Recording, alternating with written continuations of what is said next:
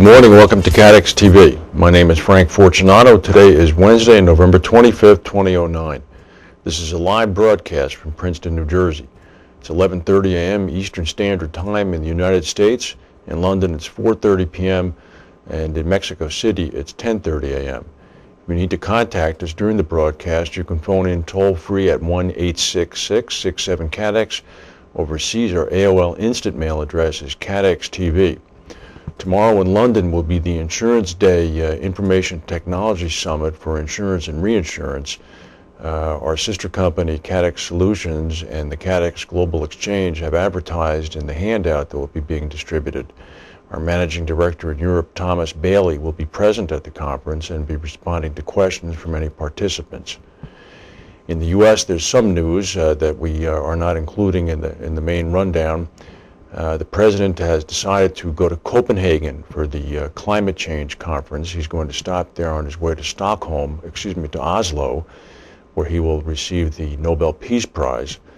Also last night at the White House, the very first state dinner held by President and Mrs. Obama was held in honor of the visiting Prime Minister of India, Prime Minister Singh, and his wife. All of the news shows this morning were a titter about the designer dress worn by the First Lady. She did look stunning. Now to our main news. Some economic news. American jobless claims actually dipped to their lowest level in a year. The concern now is that this big improvement will only be temporary as the weak economy continues to impact unemployment. The Labor Department, however, said that the number of people filing first-time claims for jobless benefits fell by 35,000. It's now down to 466,000. This is the lowest since September 13th, 2008, and it's an awful lot better than the 500,000 that economists had expected. There was also some consumer spending news. Consumer spending increased significantly, approximately 2%. This is in advance of the holiday sales that are going to be beginning on Black Friday, the day after Thanksgiving here in the United States. On that day, many retailers expect that they'll sell up to 30% of their annual total that they'll sell during the year. Well, if you drive a Toyota, as I do, you've been watching these stories fairly closely, and the shoe has dropped now. Toyota said this morning that it will replace accelerator pedals on 3.8 million recalled vehicles in the U.S. to address problems with the pedals becoming jammed in the floor mat. As a temporary step, Toyota will have dealers shorten the length of the gas pedals beginning in January. I don't know how that'll work. I guess you could bring your car in and they'll take a hacksaw out and cut off the lower eighth of it. New pedals will be available beginning in April. Some vehicles will have brake override systems installed as a precaution. Translation, your car may start accelerating fast and you won't be able to stop it, so you'll get a brake override system. Toyota is the world's largest car maker. It announced the massive recall in late September. At that time, it told owners to only remove the driver's side floor mats to prevent the gas pedal from being potentially jammed. Obviously, they've made a determination to upgrade the improvement. Popular vehicles such as the Camry, the Toyota Prius, the Toyota Avalon, the Tacoma and the Tundra and the Lexus IS have all been impacted by this. Yesterday, Toyota announced the recall of 110,000 Tundra trucks from the year 2000 to 2003 model years. This had nothing to do with the accelerator. This was to address excessive rust on the vehicle's frame.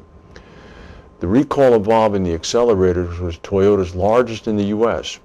It was prompted by a high-speed crash in August involving a 2009 Lexus that killed the California Highway Patrol officer and 3 members of his family. The Lexus hit speeds exceeding 120 miles an hour. This is while the police officer was trying to stop the car. It struck an SUV, it launched off an embankment, and rolled several times before it burst into flames.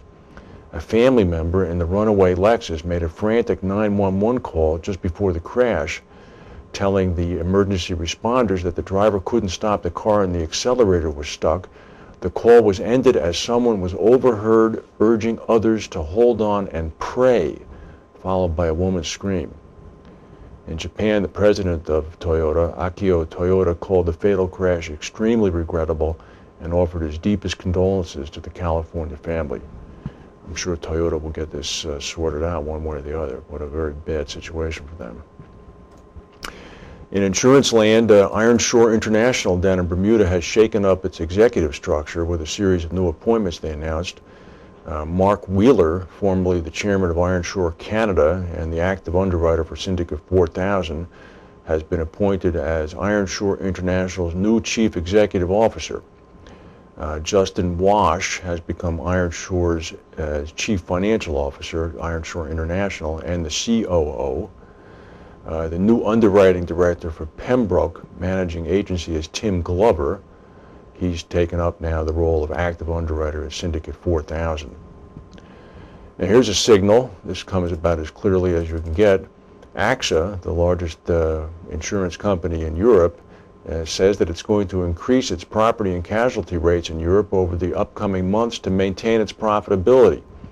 During its annual Investor Day held this week in Paris, the French giant explained that it would also fuel growth by focusing on the small and medium enterprise segment, emerging markets, and by further developing its direct distribution business.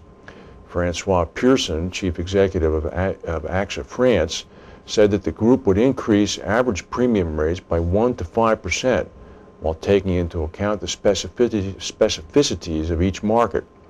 He explained that the increases were justified by a rise in claims in 2009 related to weather-related events. They also added that the group intends to save 750 million euros in claims management by 2012 by reducing procurement costs, leakage, and fraud. Go to a word now from our sponsors and come back with the rest of the news.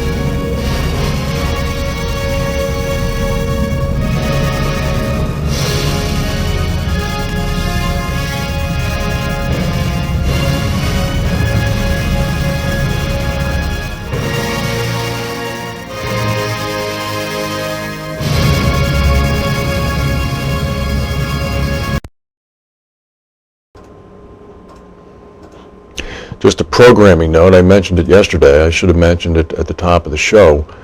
Tomorrow is the Thanksgiving holiday in the United States. There will be no broadcast tomorrow, nor will there be a broadcast the following day on Friday. So no broadcast Thursday or Friday of this week. Our next broadcast will be regularly scheduled on Monday. If anything unbelievably urgent occurs, our producer, Frank Mazzio, and I will huddle to see if we can get on the air or not. And we'll interrupt the pivot point systems, but that will only be for the gravest of bulletins.